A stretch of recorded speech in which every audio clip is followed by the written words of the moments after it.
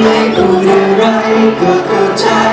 กันทุกคำไม่เคยต้องถามก็ตอบมาได้ตรงใจไม่ต้องเรียกร้องก็ได้รักกับสิ่งที่ดีมากมายเข้าใจเมื่อได้รักเธอ